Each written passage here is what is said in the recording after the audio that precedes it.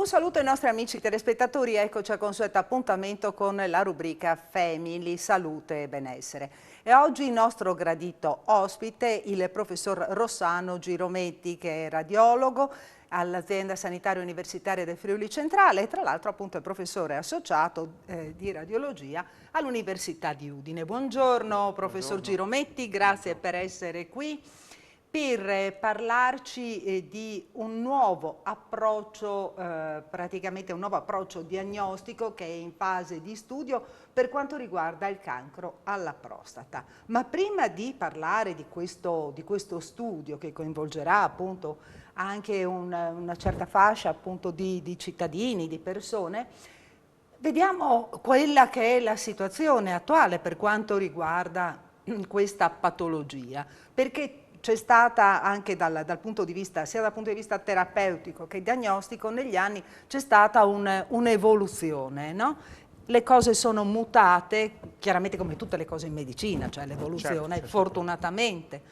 C'è sempre un progresso continuo. Sì. Io vedo la cosa naturalmente dal punto di vista particolare della diagnostica per immagini, quindi del contributo alla diagnosi, Sì. no? Di questa patologia. È una patologia frequente, però negli anni abbiamo imparato che sotto questo termine molto spaventoso di cancro della prostata si nascondono in realtà diverse forme di tumore che hanno una aggressività biologica molto variabile, c'è uno spettro proprio di distribuzione, per cui da un lato abbiamo tumori molto aggressivi, che sono per esempio quelli che metastatizzano subito alle ossa, e all'altro estremo dello spettro abbiamo dei tumori che si chiamano, con una terminologia moderna, tumori non clinicamente significativi o tumori indolenti. Cosa vuol dire?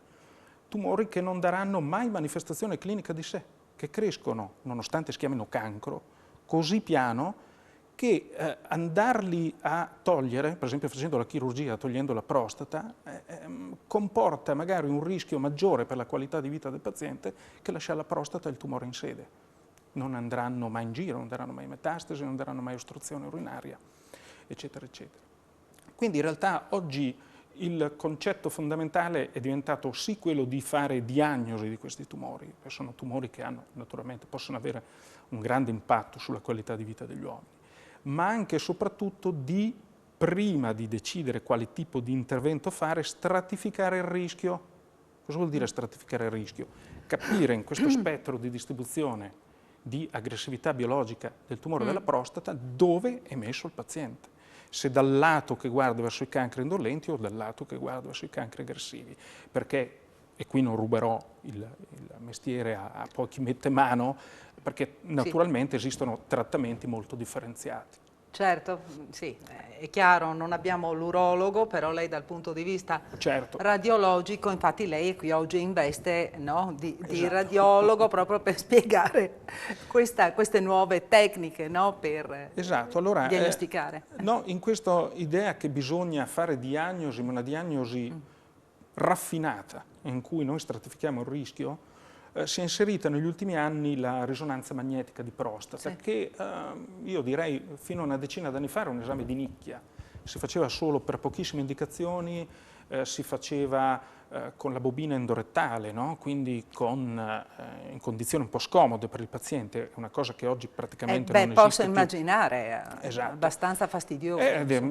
Sì, naturalmente poi insomma tutto è fattibile, però con le nuove... Già di per sé la risonanza magnetica, solo l'idea della risonanza magnetica. Certo, è un esame un po' impegnativo, no? Però io quando c'è qualcuno un po' spaventato dalla risonanza magnetica, noi gli facciamo sempre venire a vedere prima la macchina, anche solo vederla.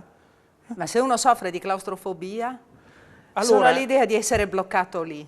Allora, diciamo, la macchina è aperta dal lato dei piedi e dal lato della testa. Le macchine più moderne hanno un'apertura anche di 70 centimetri.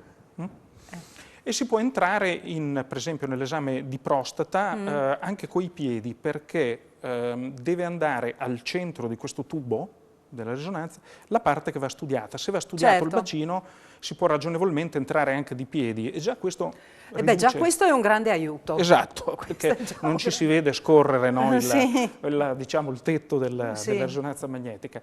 E, i casi di vera e propria crisi claustrofobica che impediscono materialmente di fare l'esame sono di fatto rari.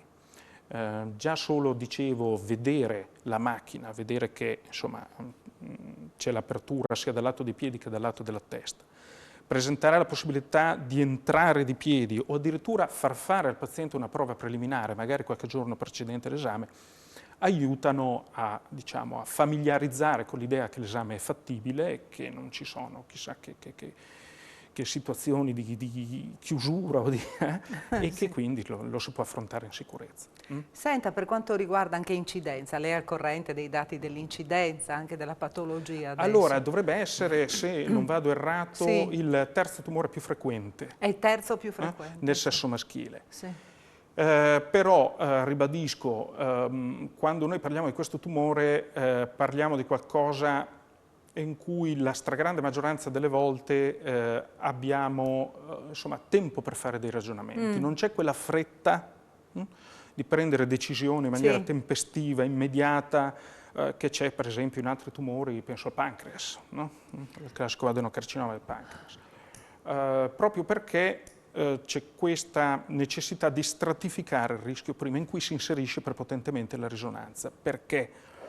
Perché, dicevo, è passata negli ultimi anni dall'essere un esame di nicchia a un esame che oggi è raccomandato dalle linee guida degli urologi, per esempio quelle europee, quindi sono gli urologi, non i radiologi, che dicono va fatta la risonanza tutte le volte che c'è un sospetto clinico di tumore della prostata. Il caso classico è quando, per esempio, in uomini di una certa età, dopo 50-60 anni, diciamo indicativamente, si alza quel famoso valore che è riportato negli esami del sangue, che si chiama PSA, che vuol dire antigene prostatico specifico. Perché è importante la risonanza? Perché una volta, quando si alzava il PSA e c'erano altri fattori di rischio, veniva indicata direttamente la biopsia, che si fa sotto guida ecografica, cioè l'ecografia aiuta la procedura, aiuta a indirizzare bene l'ago all'interno della prostata, ecografia che però non vede bene i tumori. Quindi sostanzialmente si facevano punture della prostata un po' alla cieca, per quanto tecnicamente fosse ben fatto l'esame. L'ago, che è molto sottile, poteva in qualche maniera rischiare di passare sui bordi della lesione invece che andare proprio al centro, dove dovrebbe andare per prelevare il tessuto. Per prelevare effettivamente dove è collocato, in sostanza. Allora cosa si è scoperto? Che la risonanza magnetica, che fa delle foto, chiamiamole così, il mio ex direttore mi tirerebbe le orecchie, ma diciamo, fa delle immagini della prostata molto dettagliate anche da un punto di vista anatomico, alcune immagini sembrano quasi quelle dei libri di anatomia, riesce a identificare, quando c'è bene all'interno della prostata, il livello e la posizione esatta delle zone sospette. La risonanza non dice questo è un tumore con la sicurezza assoluta del 100%, ma dice questo è un potenziale tumore, quindi un bersaglio di biopsia, una zona dove andare a mettere selettivamente, a fare selettivamente un prelievo. Questo ha aiutato moltissimo perché con queste immagini poi chi fa la biopsia, per esempio l'urologo o un altro radiologo, guardando le immagini della risonanza e quelle dell'ecografia che guida la procedura in tempo reale, o addirittura fondendole con dei sistemi di software, e interviene, cioè riesce a capire, riesce a identificare e a dire farò i miei prelievi sulla prostata come vanno fatti normalmente, ma andrò a concentrare un certo numero di prelievi, c'è un po' di dibattito di quanti andrebbero fatti perché non esiste la tecnica di biopsia completamente standardizzata, ma farò un certo numero di prelievi proprio in quella sede o in quelle sedi che sono sospette alla risonanza magnetica. E questo è provato ed è provato da studi grandi, studi si dice multicentrici, cioè condotti in molti ospedali di molte nazioni diverse, che sono quelli che consentono di avere il massimo livello dell'evidenza scientifica, e provato aumenta le diagnosi di cancro clinicamente significativo.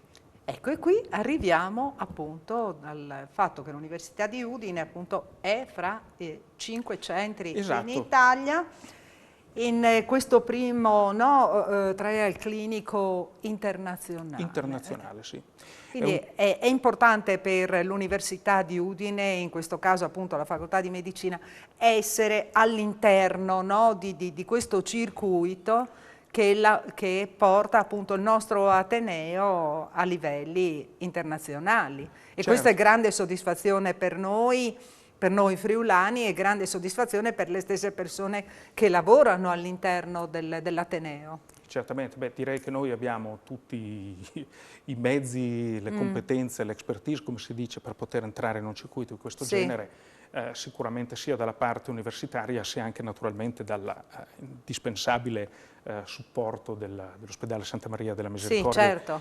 E quindi di ASU, FC, infatti qui c'è un coinvolgimento con anatomia patologica, quindi certo, c'è tutto un coinvolgimento generale. Sì, esatto, infatti accanto diciamo, a me e alla professoressa Zuiani, che è il mio direttore, che è il direttore dell'Istituto di Radiologia, che nominalmente tiene diciamo, le fila dello studio, altre persone che forse meriterebbero di essere citate sono i componenti della clinica urologica del Santa Maria della Misericordia, che è diretta dal dottor Claudio Valotto. Ringrazio anche il dottor Matteo Soligo, ma soprattutto il dottor Gianluca Giannarini, che è l'urologo che materialmente ci ha agganciato al progetto, perché il progetto di cui adesso parlo in Inghilterra è gestito formalmente da urologi, e il dottor Giannarini ha agito come contatto, ci ha permesso di stabilirlo e ha permesso di agganciare l'ospedale e l'università in questo grande studio. Professor Girometti, non posso fare altro a questo punto che ringraziarla, perché il tempo a disposizione è scaduto, però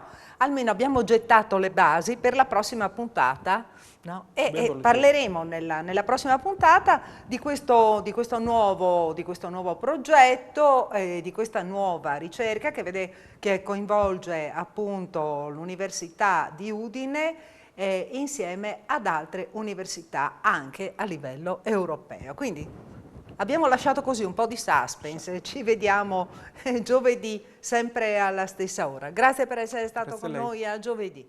Arrivederci.